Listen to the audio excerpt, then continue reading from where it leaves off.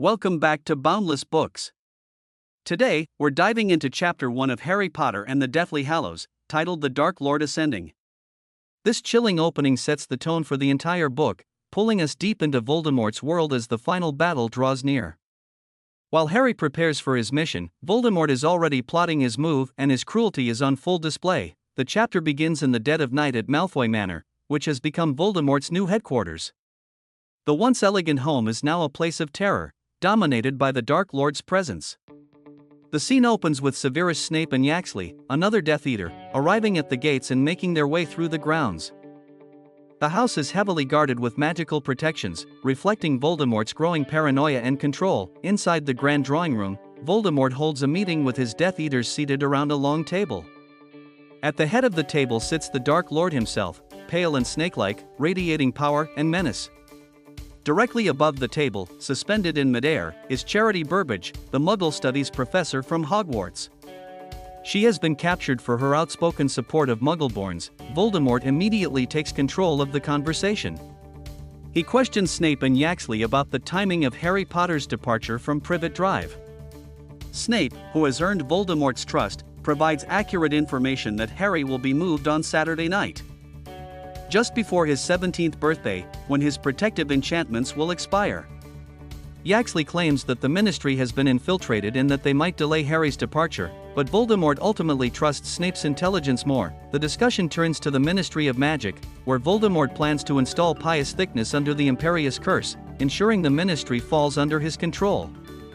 He wants to seize power subtly, without an open battle, to maintain the illusion of legitimacy while spreading fear. One of the most chilling moments comes when Voldemort addresses Lucius Malfoy. Once proud and powerful, Lucius now sits broken and fearful, his wand confiscated by Voldemort. Voldemort mocks him mercilessly, showing how far the Malfoys have fallen from their former status. Narcissa watches in silence, clearly terrified, while Draco avoids Voldemort's gaze, forced to witness the Dark Lord's cruelty firsthand. Voldemort then reveals he needs a wand other than his own to kill Harry Potter, as his wand and Harry share the same core, making them equals.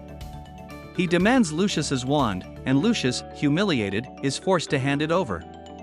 This act symbolizes Voldemort's total domination over the Malfoy family. The meeting reaches its climax when Voldemort turns his attention to Charity Burbage, who pleads with Severus Snape for help.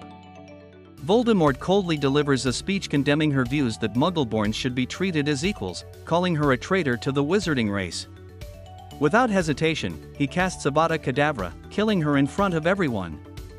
Her body falls onto the table, and Nagini is commanded to devour her, solidifying the horrific atmosphere. This opening chapter is a masterclass in tension and sets the tone for the book. Voldemort is organized, terrifying, and ready to strike.